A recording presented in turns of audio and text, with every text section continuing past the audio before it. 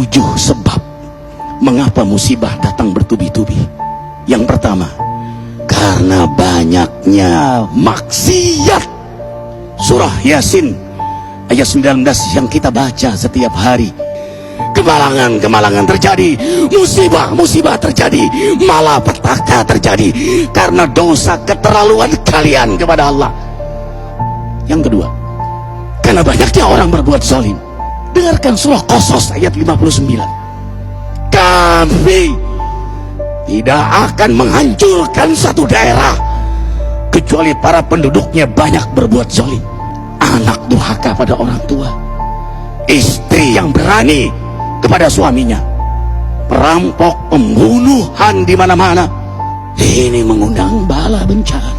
Yang ketiga, mengundang bala bencana karena kelakuan tangan-tangan manusia.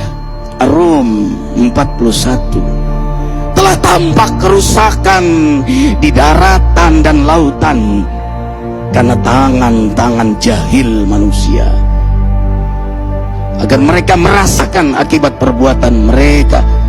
Sebagian mereka merasakan akibat perbuatan mereka, agar mereka kembali kepada Allah. Yang keempat, bencana terjadi karena para tokoh melakukan kemaksiatan dan kezaliman. Dengarkan dengan iman, wahai penduduk Indonesia yang mulia. Bila kami ingin menghancurkan suatu negeri, kami perintahkan para tokohnya untuk taat kepada Allah, tapi mereka maksiat, tapi mereka berbuat zalim, tapi mereka khianat kepadaku dan kepada makhlukku. Fahaqa alaihil qaul, maka haklah untuk mereka datang bala bencana seperti kaum Ad, kaum Samud, kaum Lut, kaum Nuh. Kami hancurkan sehancur-hancurnya. Siapa tokoh itu?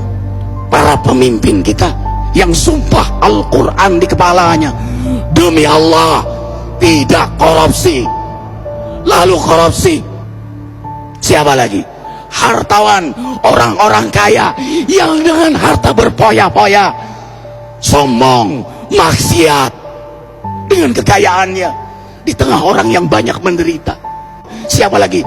Ulama yang menjual ayat-ayat Allah dengan murah. Subhanallah. Yang kelima, mengapa bala bencana terjadi? Karena orang-orang soleh, orang-orang baik diam melihat kemaksiatan dan kemungkaran.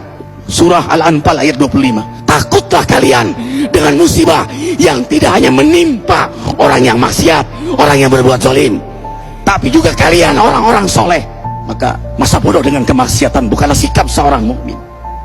Amar ma'ruf nahi munkar adalah amal cerdas. Yang keenam, justru karena rahmat Allah, karena peringatan yang Allah hadirkan agar hadir mahkamah kesadaran kita.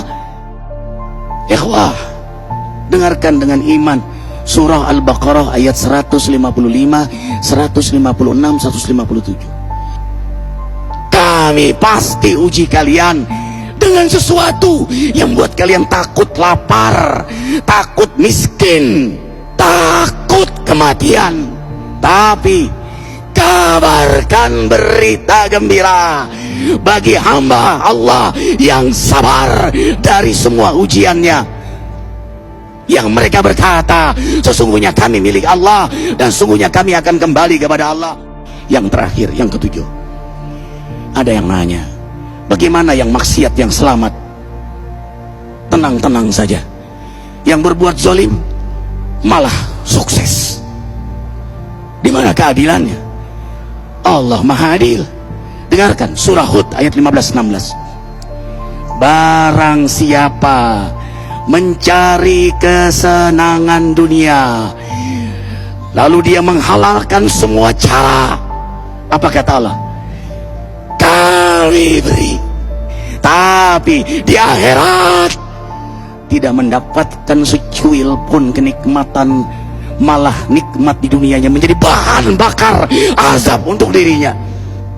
Itulah istidrat. Lalu apa sikap kita sekarang?